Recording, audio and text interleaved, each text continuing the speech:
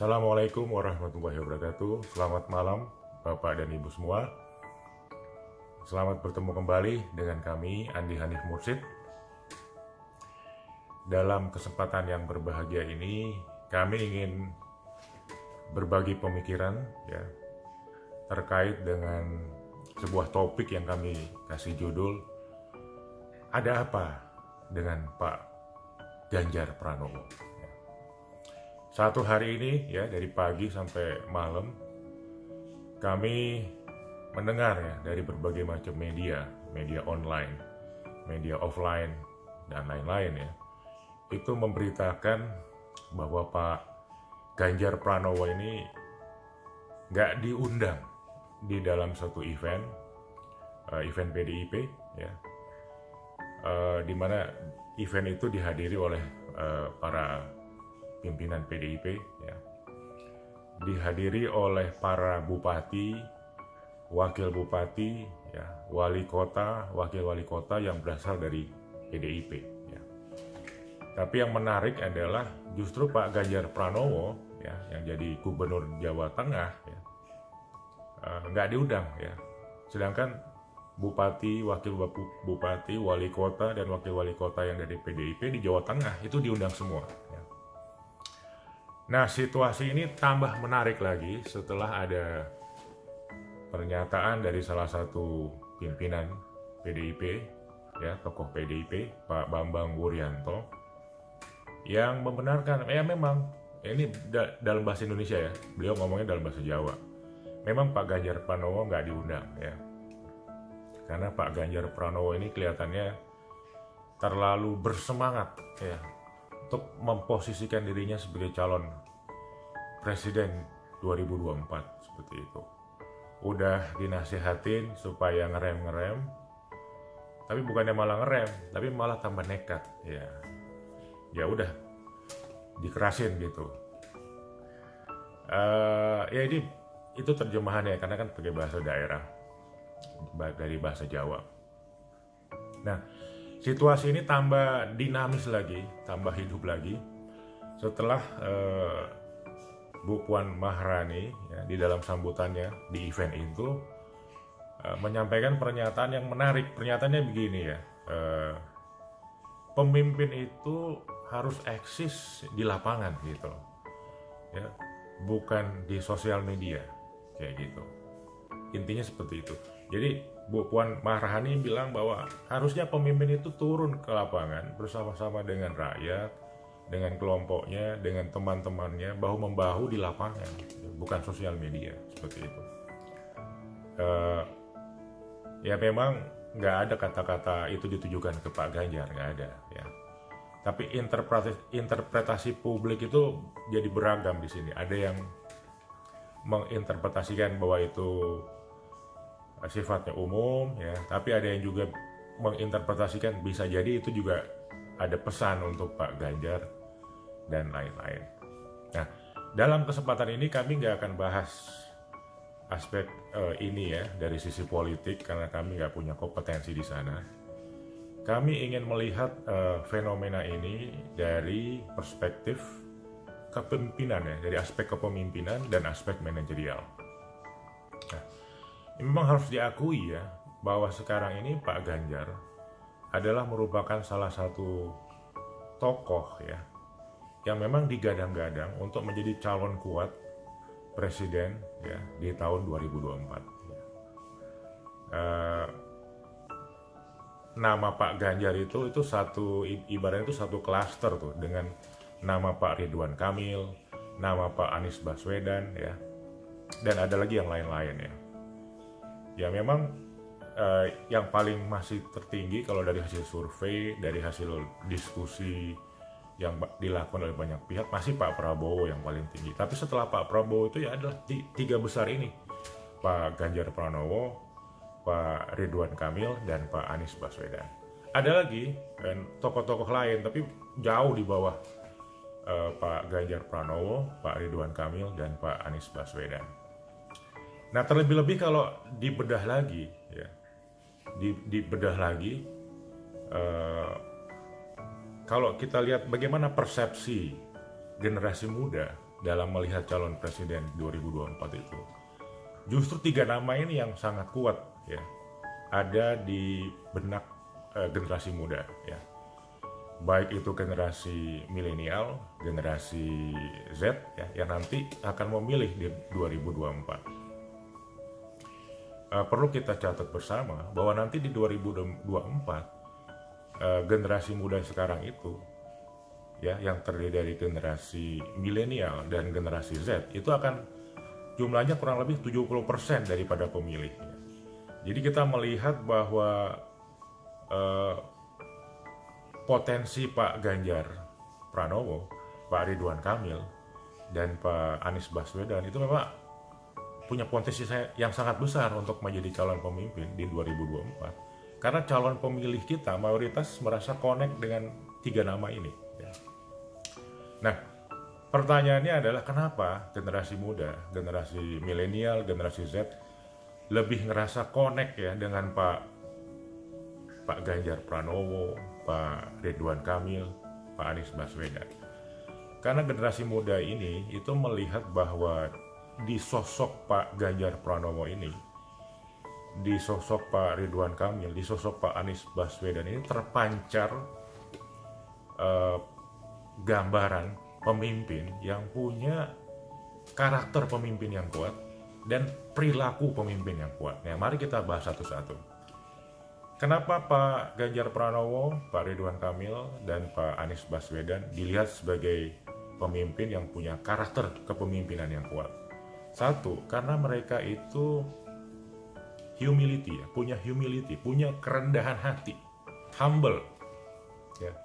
Mereka itu selama ini nggak memposisikan dirinya sebagai tokoh yang paling tahu semua gitu loh. Justru sebaliknya, mereka ini memposisikan dirinya sebagai orang yang butuh banyak masukan dari berbagai elemen ya. Ngerasa bahwa kalau nggak dibantu oleh semua elemen, semua komponen, ya mereka nggak akan punya kemampuan yang berarti seperti itu.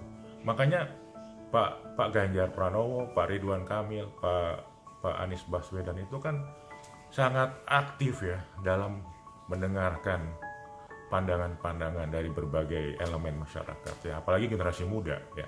Mereka tuh aktif, hadir, terlibat penuh ya dalam berbagai forum-forum generasi muda ya. Mendengar pemikiran, masukan, saran, kritikan dari semua generasi muda ya. Bahkan ya Pak Ganjar Pranowo, Pak Ridwan Kamil, dan Pak Anies Baswedan itu sangat mengapresiasi kalau ada pandangan-pandangan yang berbeda dengan pandangan-pandangan mereka ya. Karena buat mereka itu pandangan yang berbeda itu bukan merupakan ancaman, tapi justru merupakan kekuatan kita bersama nih ya. Jadi keberagaman itu adalah kekuatan kita, bukan ancaman ya. Dengan dialog yang mendalam, dengan komunikasi yang intensif, keberagaman itu ya, itu akan bisa menjadi kekuatan kita. Itu pesan yang sangat tertangkap oleh generasi muda dari 3 sosok ini ya.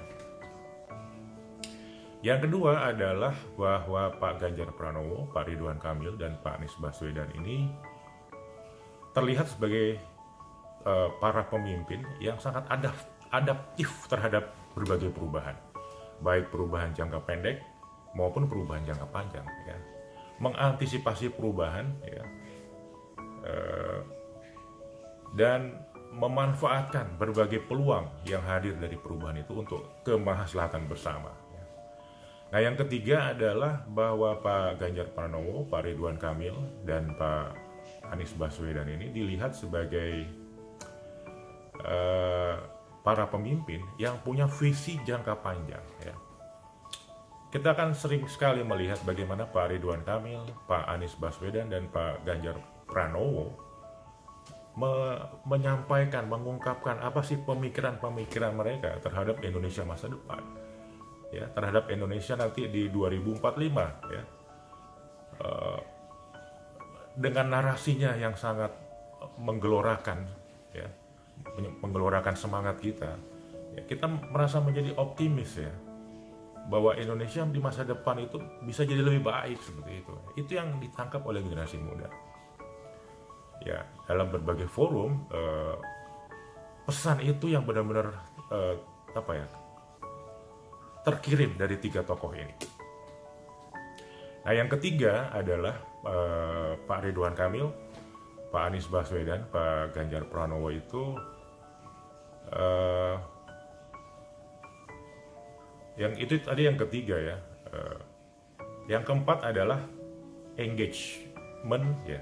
Jadi Pak Anies, Pak Ridwan Kamil, Pak Ganjar itu punya engagement, punya konektivitas yang kuat ya dengan publik yang dia pimpin.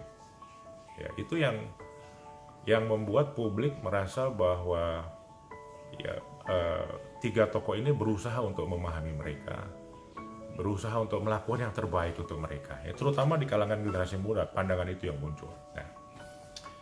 Nah, berikutnya adalah publik juga, para generasi muda ini melihat bahwa Pak Anies, ya, Pak Ridwan Kamil, Pak Ganjar Pranowo itu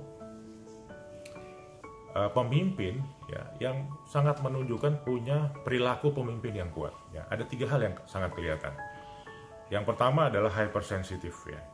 Jadi Pak Ridwan Kamil, Pak Anies Baswedan, dan Pak Ganjar Pranowo ini dilihat sebagai pemimpin yang dengan tajam itu menangkap berbagai macam perubahan yang terjadi di masyarakat ya.